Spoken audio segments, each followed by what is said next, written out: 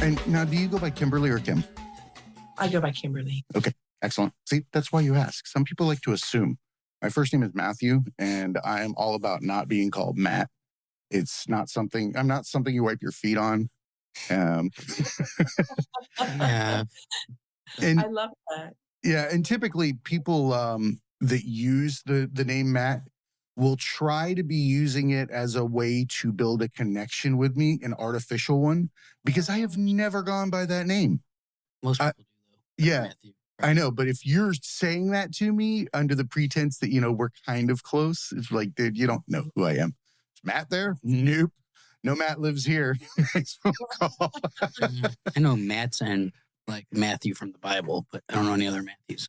So that's a great segue to what we're going to be discussing today. We have Kimberly Braun, who is a former monastic nun, a master's in theology, a TEDx speaker, meditation faculty at Omega Institute. How you doing today, Kimberly? I'm doing great. Happy to be here with you both. That's awesome. We're super happy to have you. I was looking through your background, and we were excited that you had signed up. I love meditation. It's something that helped me change my life. And I was super fascinated when I saw you come across our desk, because I feel like the meditation world has not crossed over into what is Western religion view of like Catholicism and Christianity. It doesn't seem to be as openly discussed, the meditation piece and how that is, centered to, what it is that you're trying to take care of within yourself. Yeah, that's a really good point. And I know when I was in the monastery, the words meditation and contemplation were used for the opposite than what our culture uses as well, which I find really interesting when I left and got into seminary training. And then, of course, began to explore the many paths in awakening. So, but when I've been down that road, you're right, there seem to be certain hesitancies. Like sometimes there's hard no's just because of where something is traced to have its origin, whether it's a location or a tradition or a person.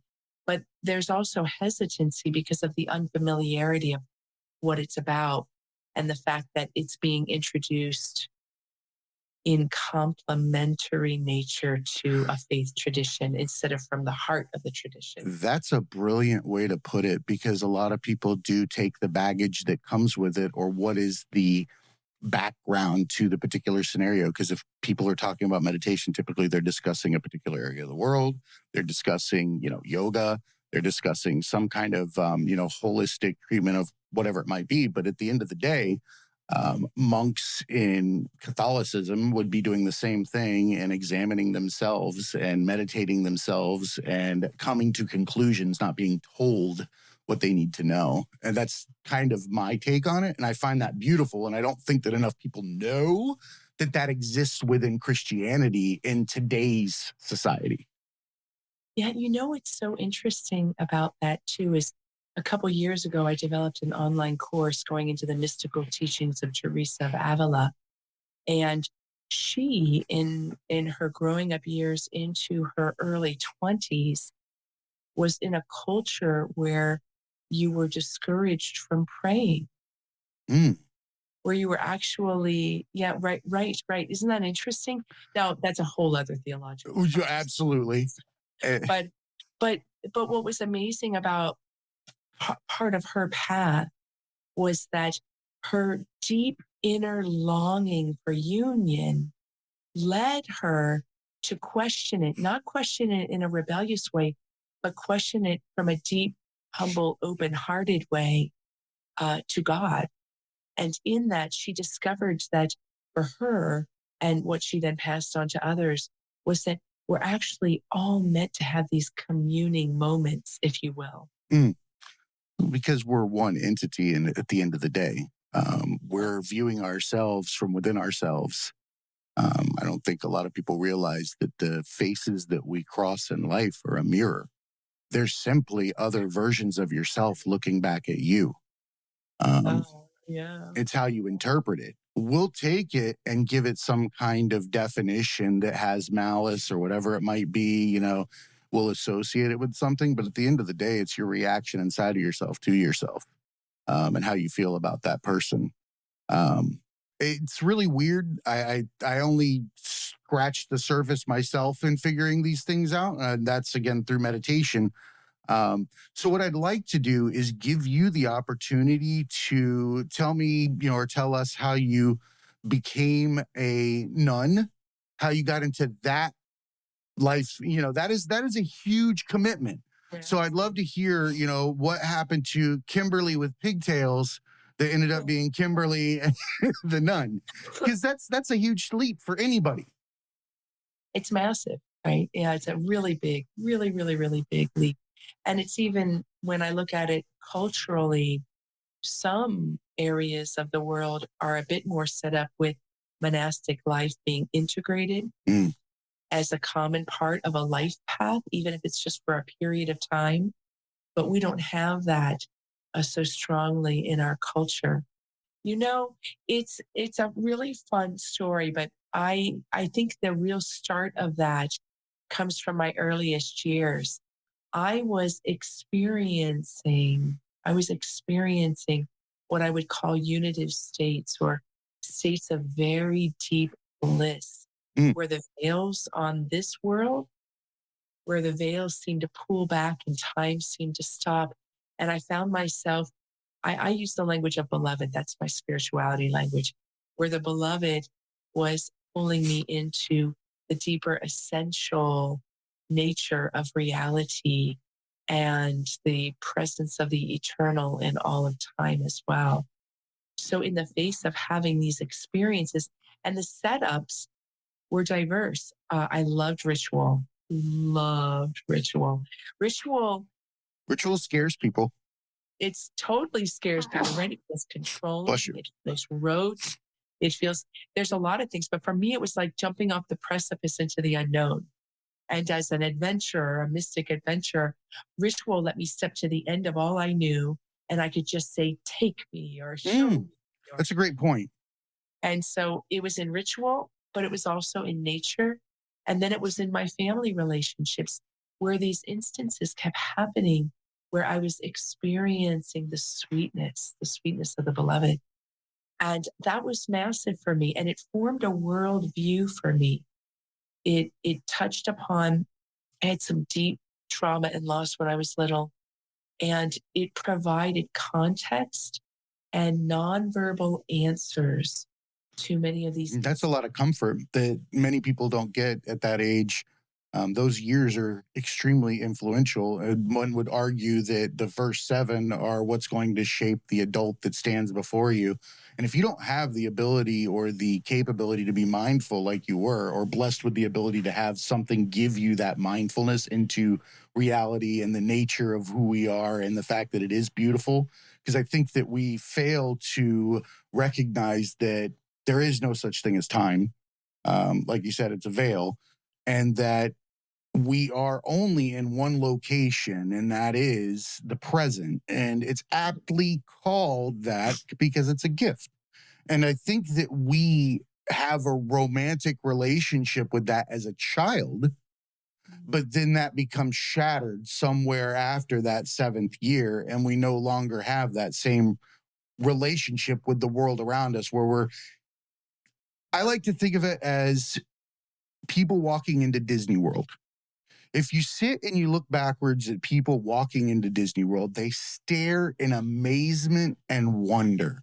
They're excited. They want to come in. It's their thing. But that's only on the faces of one set of people. That's the people that see it the first time. Well, that's true for 95% because I still fall in the category of You're, being like a 5-year-old. I get there, I'm like, but you're being yourself. You're not repressed within yourself where you will not be as authentic or childlike because of the way that people might perceive you as an adult running around Disney World, making faces at things. So, but why I say that is because we don't have the same wonder moment to moment that we would if, everything were spectacular time after time. We're expecting something different. But in reality, we should be respecting the moment that we have. And that is the present. It's a gift. And I like to hear that, as a child, you were already experiencing that and recognizing it. So that's amazing. Yeah, I know that those are some great graces. And it's a worldview that has not grown dim. Mm. It's still influencing me to this day, which tells me it was a truly divine experience. Because I think it's those timeless experiences, and we all have them. I've been working with hundreds of thousands of people. I've been working post monastery for 22 years out in the field, and I can facilitate anybody coming back into contact with at least one timeless experience. And the quality will still be alive, even if it's been pushed down under a lot of stress and trauma. And when they discover that, they find that they have a stepping stone to realize that their life can have that quality to it. But you're right, as a young child, so formed by this, I had a second personality trait that was helpful, and that I'm insanely curious. So when these things were happening, I'm like, wow, I want more of this. This is what Yeah. it's about. What is it? What is it? It's the right age to have it happen. The mind is exploring, because that's when children ask the most ridiculous questions. Why? But they ask them with simplicity. We overcomplicate them, and they're the ones asking them for face value. I said it on the show the other day. I heard a child say, "Why do we eat chickens if they lay eggs and it's an endless amount?" I was like, stop making sense. That's awesome. But it's so simple. It's true. I love that. That's really good. If they taste So Well, they do taste good. then they do. Yeah, right. good. Protein, maybe. Yeah. Well, I probably need the protein, but I think eggs have protein. But Yeah. before we go further into it, I want to give Gary a chance to kind of weigh in here, because this is something that we discuss a lot. Not that Gary is anti-spiritual, religion, anything like that, but we discussed the fact that I meditate a lot. I have some different viewpoints on things, and I try to explain to him, but I'd love for him to be able to ask you, someone who is very experienced in this field from all different directions, to maybe, give you a chance to air out those understandings. I have a couple of questions. One, you brought up ritual, and I think you said that scares people. So I don't know what that is. So I think a lot of listeners may not know. And then the other big, I grew up in the Catholic Church. I no longer really identify with the organization of religion. I consider myself somewhat spiritual, but I don't want to put a label on it because I don't understand it. I believe there's a higher power, but I don't know what it is. I don't, that's kind of like where I believe there's a higher power. I am a spiritual person. I grew up, my mom worked at the church for 35 years. So I grew up in Catholic church, Italian Catholic family. But as far as I think like people have their preconceived notion of what a religion is. And then when you add stuff to it, it might have been there the whole time, but when they hear it for the first time, they call like, that's BS. Catholics don't meditate just because they haven't heard of it before. In their mind, it's like, this is an old religion. Like, you can't add stuff now, but that's just because you didn't have all the information. I think is what happens a lot with, adding meditation. Like, we think of that as like Buddhists or Hindu, or because we just don't know, and I have to think of like, people got the education and, we get one thing, whatever church you grow up in whatever little town or big town, like you're in, and whichever priest or nun you had as a teacher, like that's what you know about that religion. Like I think more now because the internet and everything, but growing up, I knew what I'd learned at St. John Vianney Church in Mentor, Ohio. Like, and that's like, this is what Catholicism, this is the religion you are, so you're supposed to be, and this is how it is. I think breaking that is like hard sometimes for people because you're almost guilty if they like believe it's something different than what they learned. Mm-hmm.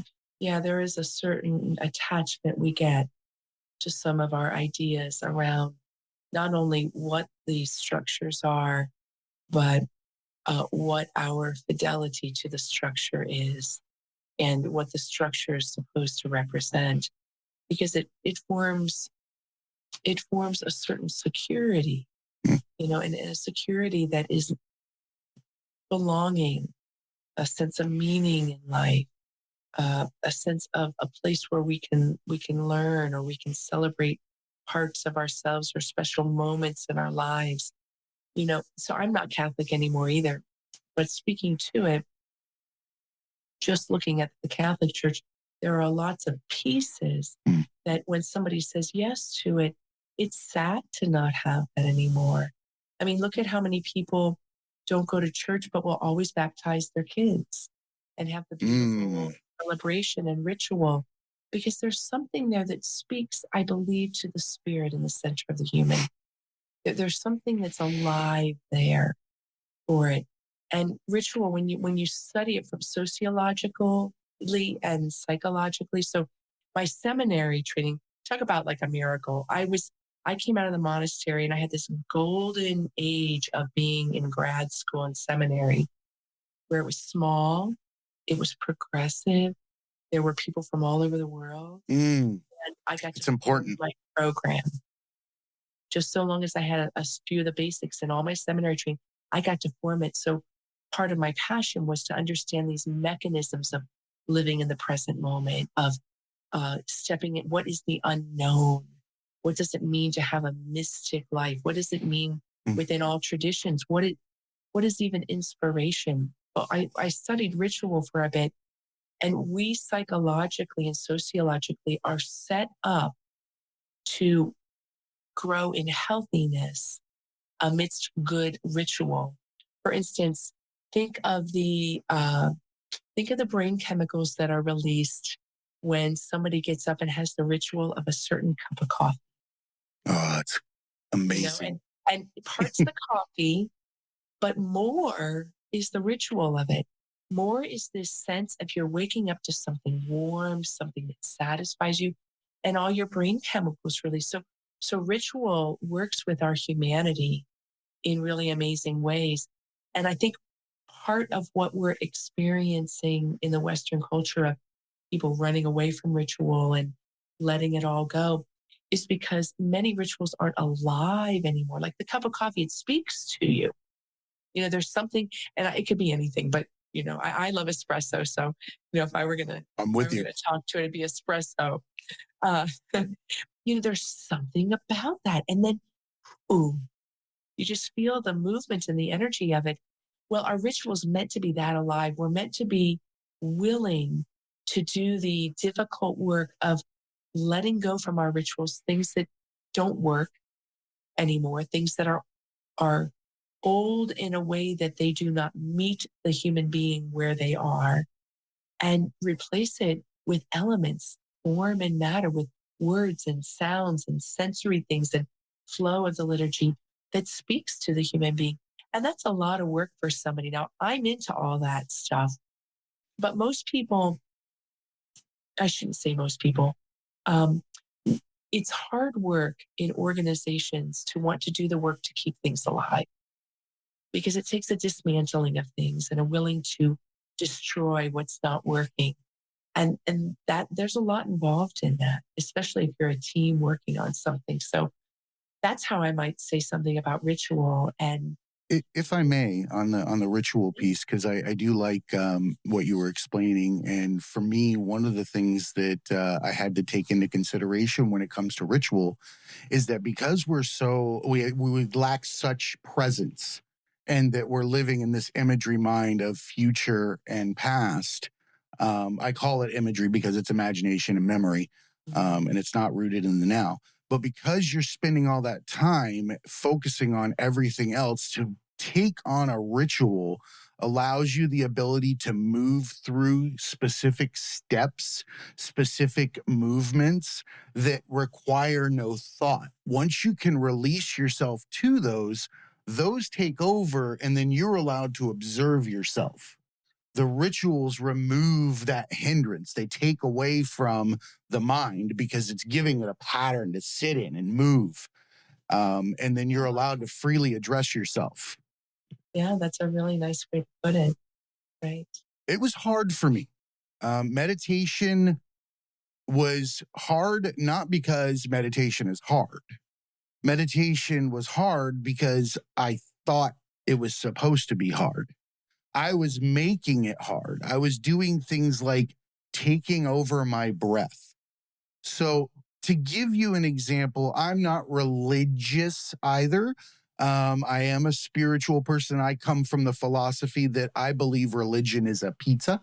It starts in the Mesopotamian river valley and it grows out into a circle, and that each slice has its own topping, but they're all telling the same damn story. Because if you walk over to one of those monks in Catholicism and you say, what happened when you sat there and shut your mind off and listened to God for X amount of time? Same thing that happened to the monk around the corner. I realized that it was all me, right? And that this is all a gift, things like that. So, for me, faith and religion and trying to bridge that gap, because I grew up in a Southern Baptist church in South Florida. So it's a stark contrast to Catholicism, but that same, dedication to what you may not even understand, right? Because I find that a lot. For myself, meditation allowed me to find the word faith. Because faith was non-existent to me. I did not understand what the word faith meant, and I still struggle with it, right? But for me, if I were to ask someone to meditate, the immediate inclination is to what? Take over your breath. If I say breathe, you're going to breathe for yourself. 1, 2, 1, 2. We take it over. We say things like catch your breath, right? Well, this is the most ignorant thing you can say. What else are you going to do? Die? No, you're going to catch your breath until you stop breathing so fast.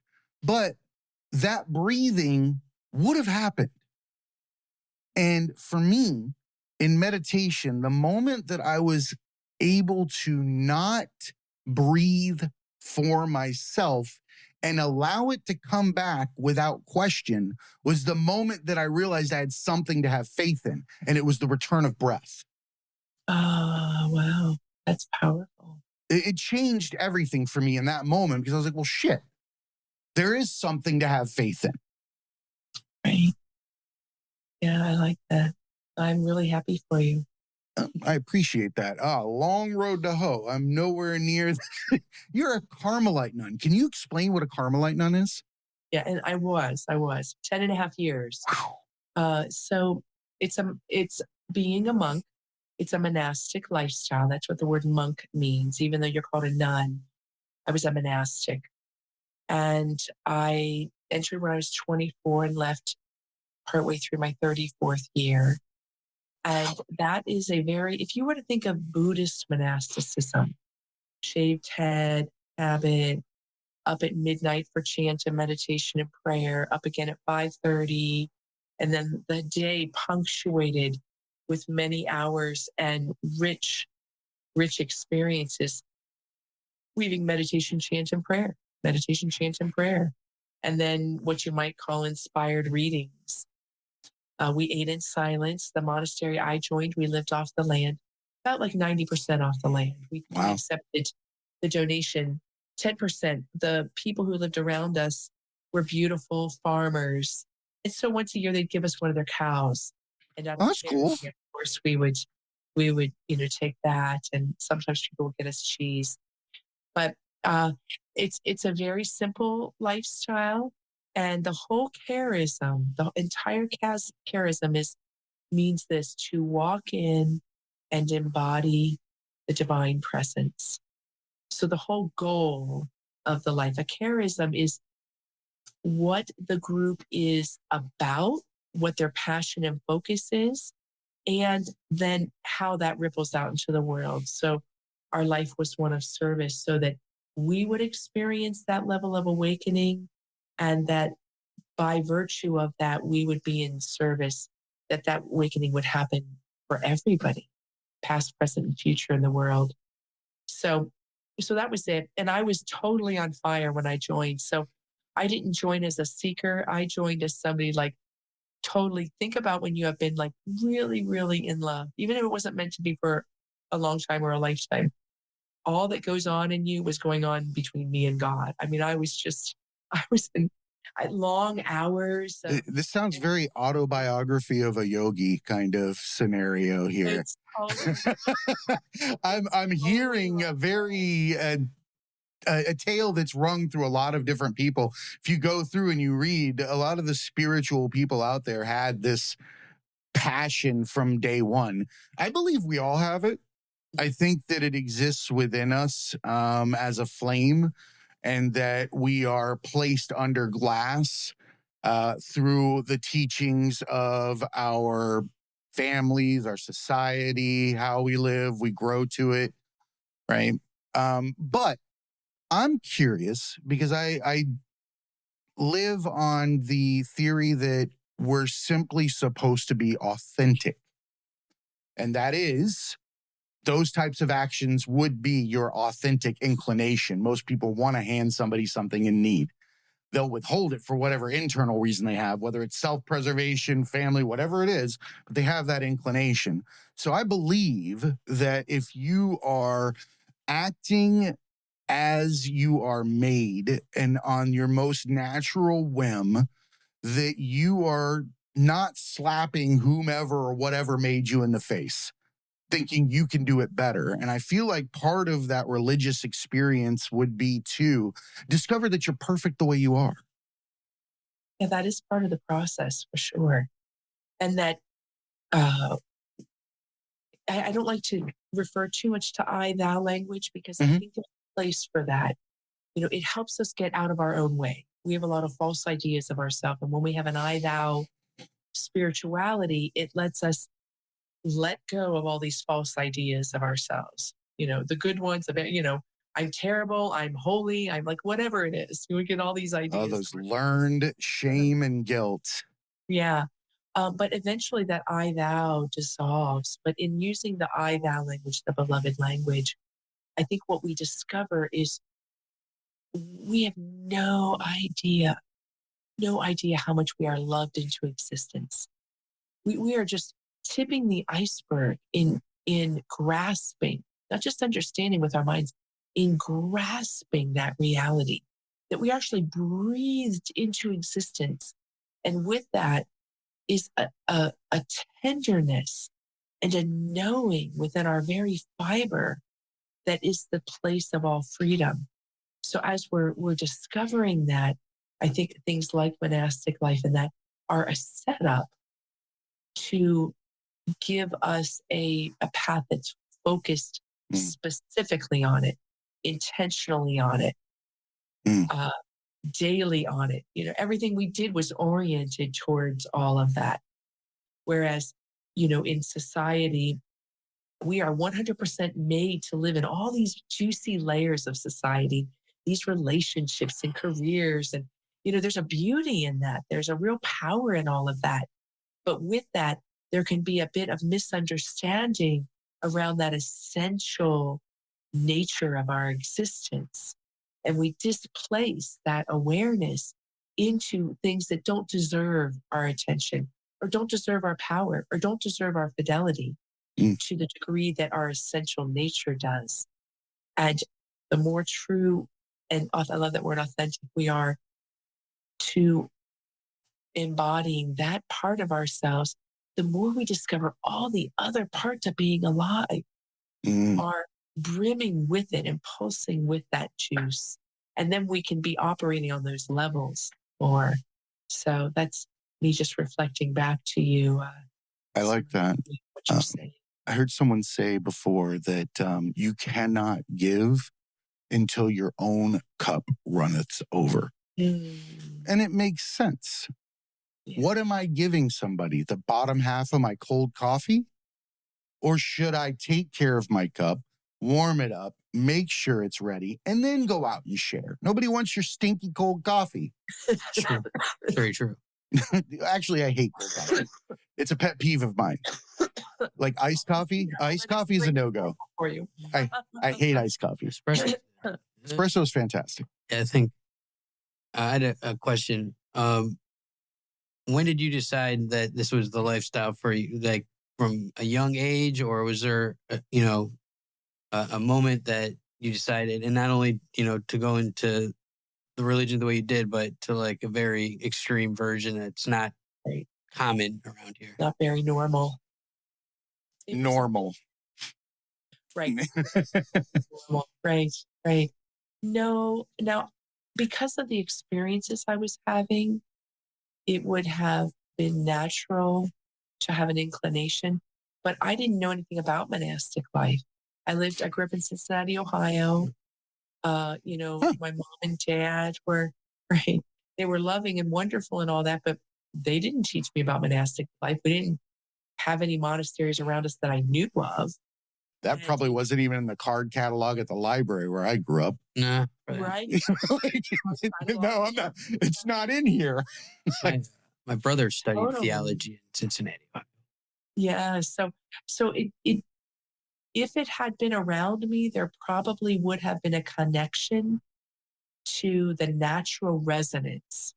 Like that feels like a fit because I felt so beloved oriented. I mean, I was in this love affair when I was little and it just stayed with me all along. What ended up happening, Gary, was uh, in my late teens, my experiences of the divine began to very much explode. And I became one of those people that probably was fairly ungrounded. Everything was blasted open and blasted away. And I was An open wound from everybody's own experiences touching yours. And there was this sense of sublime bliss interpenetrating my day.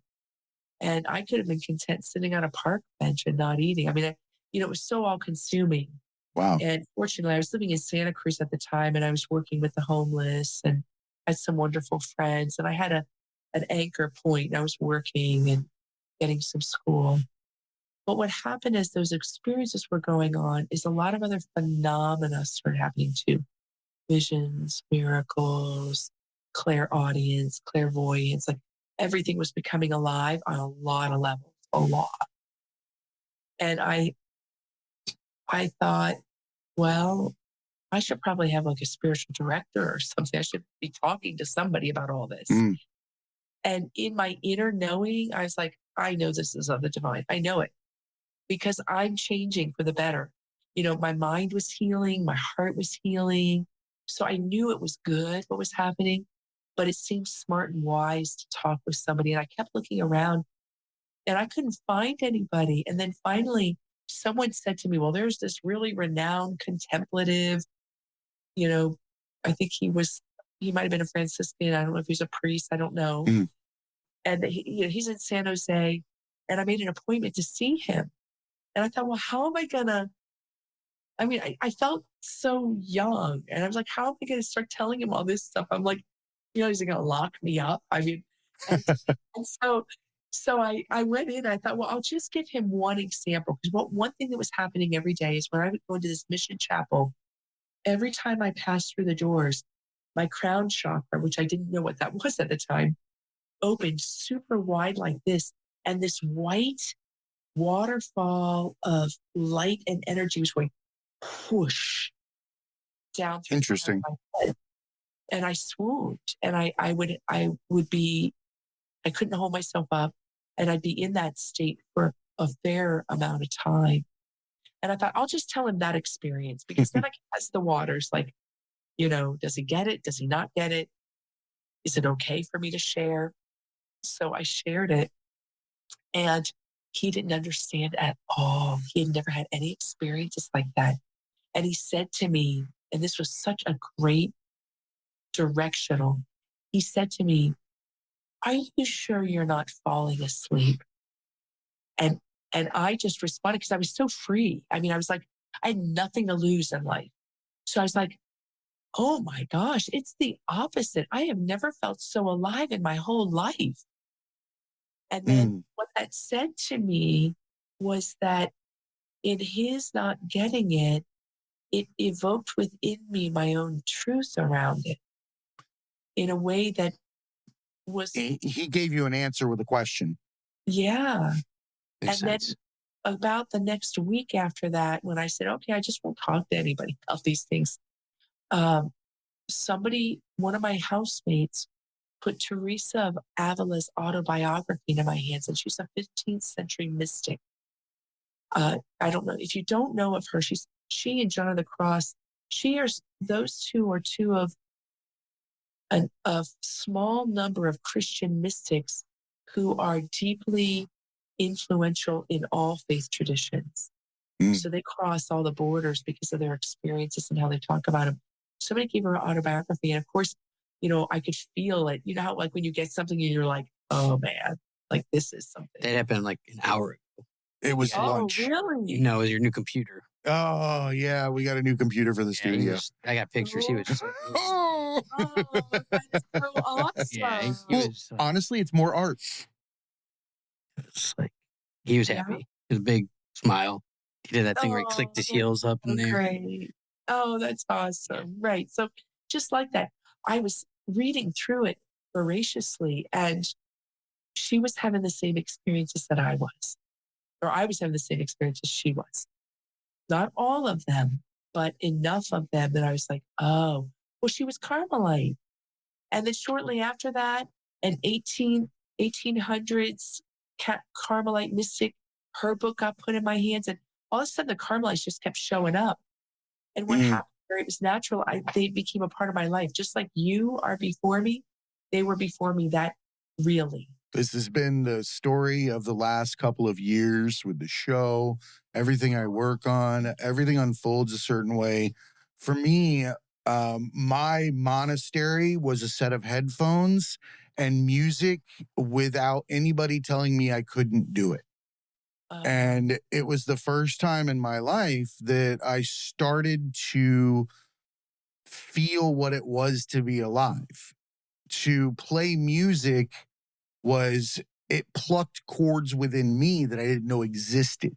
Oh, I love it. And it started to change how I viewed everything. It also allowed me to start understanding language to a degree.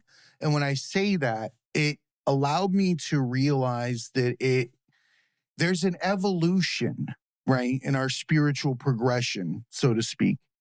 And everybody goes through it, but they go through it at a different speed. They might even not get it right this time on the rock, whatever it is.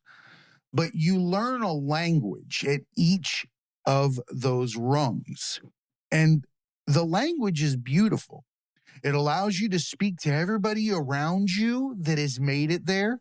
It allows you to speak to the people that are further along with you. However, they can't explain it to you where you are. That's a language that is only known and not understood because there are no words in that level to explain what's at the other. You can't explain to somebody, you can try, but at the end of the day, they're not going to know until they know. Until they absolutely know. And they're like, oh shit, that's what they were talking about. Now I get it. I think that's so beautiful. That's what's so great about being a human being is we are experience oriented.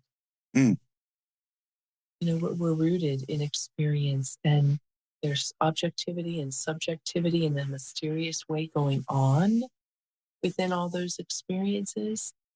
And there are ways we get lit up, and there's a nonverbal grasp of things. And I think that nonverbal grasp applies to so many arenas. We could talk about spirituality, but I think it applies to all different realms. Yeah. It absolutely does. Yes. So if I were to say this to you, what would you explain to everyone? The breath of inspiration arises within us all. What does that mean? Again, because I'm a poet, I wouldn't try in our short time together to have such a tight explanation of Understood. the scriptures, right? So my experience has led me at this point to hold as true that the essential aspect of humanity, of a human being, is pulsing with the ineffable.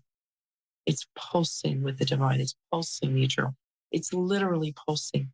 And as that vibrational thing is happening where the ineffable is coming into form, showing up as you and me, and the other creative expressions, as that is happening, there is something we can metaphorically say that is a breath. Because a breath is an exhale. A breath is and an inhale. But a breath in the form of the exhale, the breath of inspiration. So the inspiration is arising in this divine pulse. And we're the expression of it. So it's like we're the exhale of it. And when we're aligned with that, we find great fulfillment in our lives. I think it's our duty. Oh, I like that. Let's tack on a little dude there. I think it's our duty to, and you can, he said duty. I was waiting for him to say something like that. You're much lighter. You're sitting a little back from your microphone. I can hear. That said, I think it is our duty to do what we were put here to do. Right. And we know what it is internally. Each and every day we get up, we feel an inclination to be a better human. And I think that it is our duty to share whatever gifts we have that we were given, the creativity, the art, the way to speak to each other, the way to love each other. That's something that should freely flow. It's our calling, right? 100%. It's a path that can help the fear that makes that challenging dissolve by the nature of the love of hearing the calling. It's greedy not to. I know. You put it in more funny. I say stupid shit. I understand why disassociation can happen so frequently in us human beings, because it can be really, really scary to surrender our whole selves. That cliff is a curb. Even though we're not the ultimate author, even though it's all happening and we're just part of it anyway, nonetheless, there's some kind of co-creative agency that happens when we really surrender into things. But it's really powerful. Yeah, thank you for bringing it out that way. So why don't you tell us, since we're getting closer to the end of the hour, I want to give you the opportunity, because I brought that up and I said that the breath of inspiration rises within all. That's actually a chapter within your most recent book. And I want to give you an opportunity to explain what that book is and give people the chance to pick it up and listen to what it is that you're explaining, because you're speaking to teachings from this book. Things that you're explaining in there, you're explaining in this episode. And I think if you could give us some kind of a understanding, that would be awesome. It's got a lot of layers to it, but ultimately the title is comes from my experience of everything as grace and the trickiness of that postulation, because it's easy to throw words out there like that inauthentically. Or want to hold them as these, yeah, of course that's true, but not really believe it.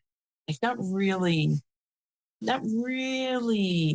go the vulnerable mile of accepting it as true and seeing what the implications are in life. So it's a postulation. So that's one of the foundational messages that I invite the reader to actually explore themselves, not just to buy it because I say it. And I give an example of, and my TED Talk can give people a little taste. So if you're listening and you're like, oh, I'm not much of a reader, well, it's in audio and it's in my voice, but you can listen to my TED Talk on my website. And it uses the story of when I had an inspiration arising within me at 29 years old, when I was out back of the monastery to build the permanent monastery. And I gave this big yes. And I know you can relate, because I gave a yes, thinking, yes, may it be done. Not, yes, I'll do it. How often, we get an inspiration and we give this big yes, and we have no idea what we said yes to. And then it starts showing up like, oh. Well, that's the show. What that meant. I ended up being the general contractor, one of the principal fundraisers, and one of the designers with my architects of a 17,000 square foot mission style monastery that ended up where we were only donated land. We didn't even have underground. We designed all the underground. We brought in 3-phase line. I was downloaded with the capacity to talk with engineers, to work with shop drawings, to organize all the crews. And we ended debt free with this multi-million-dollar monastery built. So it takes that story, which is really pretty dynamic. And I use that story as an example and a metaphor for what I'm talking about and what I experienced in my own evolution. Mm. Because there were ways that things were bam, big, flow, synchronicity. And then within all that, not everybody was on board with the miracle happening. It hits triggers and it hits confusion and it hits doubt. Makes some people turn around because they don't want to look at what they're not doing. Yeah, there's so many layers to it. Oh, it's amazing. Yeah, so that's what the book is about. I love it. And you can get an ebook, print, and audio. And I have a slight cold right now, but normally my voice is much more clear. Well, I did buy it. I read some of it. I think that normally I would have read it all, but we've had a lot of stuff going on. We've got events coming up, but I did read through it. And honestly, your story speaks volumes to me, because when you say that monastery and that being a road that you'd never been down and all of these different understandings that you were required to have. Same thing with podcasting and trying to grow this. I don't have a background in audio engineering. I don't have a background in graphic design. I don't have a background in music. Got none of that. This all came from so many panic attacks and realizing that I was not living to my fullest capability as myself. Wow. And stood up one day and said, I'm supposed to be giving back in some way, shape, or form. That's how it's got to be. I don't know how it's going to come to fruition. I don't know how it's going to be, but this is what I'm going to do. And I've gotten up every single day for the last 4.5 years. I come straight into the studio and I get to work. And it's not work. For the first time in my life, it's something that I'm mad I'm not doing when I'm doing something else. Oh, how fun is that? Right. But that's divine inspiration. I think it was always there since I was a kid. Shut up. That's what you were told. But you're told to shut up by people because they are not free within themselves enough to have the same ability to speak openly as you. Even a child's mouth. People tell children to shut up because they're showing an example of the inhibitions that we have now that prevent us from having that level of happiness. And it just graduates. It graduates. We want to point fingers at the happy people and tell them that they're doing something wrong. It's not the case. It's true. Haters hate. Yeah, it's like there's certain things that we're supposed to do. An accountant, plumber. Like you either learn a trade or you go to college. Like you don't become a monk or you don't become a musician or you don't become a poet. Like we're told those aren't jobs. Yeah, the executive producer of combat sports. Yeah, you're not. You can go to get a 4-year degree. Just they were just told like this is the way you're supposed to do it. Military, learn a trade, or you go get a degree. And there's the spiritual stuff that's not a job. Art that's not a job. Entertainment that's not a job. It's like we're still told that. Like I don't know of any kids. The person that doesn't believe in themselves is going to be the one to tell others that every single time. Yeah, it's just like sit down, conform, like answer these questions at every Friday of the test of this one book. And then if you do that good, you get to the next grade and the book is a little harder. And then, it's pretty much what we're told. And then it's weird because you don't hear about it much. Like, you just dismiss it before even learning anything about it and how it could actually help you. I think one question I did have, I'm from Ohio as well. And I've lived in California and some of my best friends are from Santa Cruz and they're much different than my friends in Cleveland in a lot of ways, basically how they're brought up. Like, do you think that helped? It's a much freer place. There's much more open thinking there, at least in my experience, than like would be in Ohio. So do you think that being in that environment helped foster some things, the paths that you took? Looking at it, I'm sure it did. I know that when I went out there, I had gotten an intuition. I had gone to high school in Florida. We had moved. And I had this intuition my senior year. Go to California, you'll be a fish in water. It was just kind of like this little, and I had not, this is pre-computer. I'm 56. So it's pre-internet. It's pre-knowing anything about these places. And I found that to be true. And I think one of the biggest helps to me was this if there was a live and let live perspective. There was a certain respect for the autonomy of each person's journey in a way That's important. that let me relax into myself a bit more. So I think that that was definitely influential. I thought my friends from that area, they're all very diverse, and it's like a surfer, laid back kind of place. And I don't hear much about fighting or racism or, or discrimination, like any of that stuff there. It's like, they're all pretty like just chill people, very chill, like hippie-ish. I like that you said you're able to pursue your own view, your own persona there without feeling restricted by other people's judgments. That's huge. To get the opportunity to be in that suspended state where you can have that love affair with yourself and figure out who you are without feeling like you're being, put under a light and examined or told that these particular traits that you're exhibiting are not, something that everybody should be doing. To have that non-judgmental or that judgment-free zone to explore your spirituality is so important. And I say that only because we all have that capability every single day, and that's meditation. It is a powerful tool, isn't it?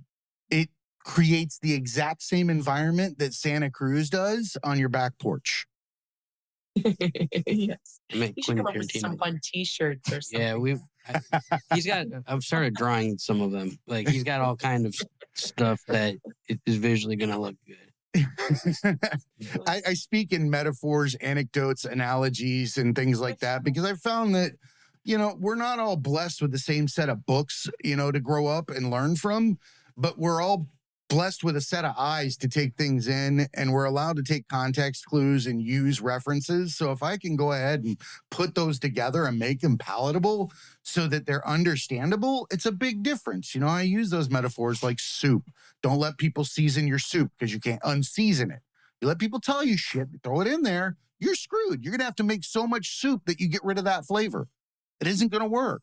Great. I love that. That's awesome. Yeah, I have that's to my quote you when I use some of yours. Oh, that would be awesome to be quoted.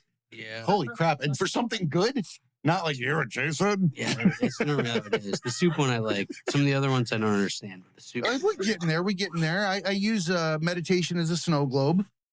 I think that our reality is one where we reach outside of the glass and grab thoughts that are collectively shared, and we pull it in. And whatever thought we grabbed that was already existent for everybody to choose from, we bring it into our globe, and it turns it the color of that thought for as long as we hold on to it. The moment that we let that thought go back outside of the globe, our globe clears back up. But typically we grab and grab and grab and grab, when in reality, we've been sitting in a clear area the whole time. I love it. It's a great image. Yeah. Thank you. Little by little. Well, I know that you are a very important person and probably have another interview to get to. So I don't want to hold you up because you did give me a hard stop. So I want to be very respectful of that. And it's a delightful conversation for sure. Amazing. I'm super excited to have met you and to hear your story. So much more that I want to ask you and discuss. We're going to have to get back together sometime. I feel like there's a lot of similarities. I don't think that we have to have the same religious path to have the same congruent experiences in our own, world. And I see a lot of things that you've done that really resonate with me. And I appreciate you having the courage and the strength and vulnerability to stand up and tell everybody your life story so that they can learn from it and, write some notes in their own book. I love that. Thank you. Thank you for that affirmation. It was awesome being with both of you. And yes, I'd love to visit again, have another wonderful conversation. And yeah, it's been really lovely. It's Gary. been really fun. Really fun. Do you have anything you want to wrap up with? When was the last time you had chili? Cincinnati style chili. You know what? I was just in Lexington, Kentucky, and I went up to Cincinnati. I didn't get to have any. Yeah. Isn't that Skyline chili? Yeah, it's Gold Star Skyline is like the Bloods and the Crips in Cincinnati. Like, you pick one. Totally, Yeah. right. Yeah, I didn't get to, but I think it was about 6 months ago. I visit my family in that area twice a year, and I always make a point to get a 5-way. Yeah. At Skyline with the onions. A 5-way? Yeah, the onions add the fifth level. Ah, see, Polarizing. I can't eat raw onions. They smell like armpits to me. I'd have to get a 4-way. 4-way.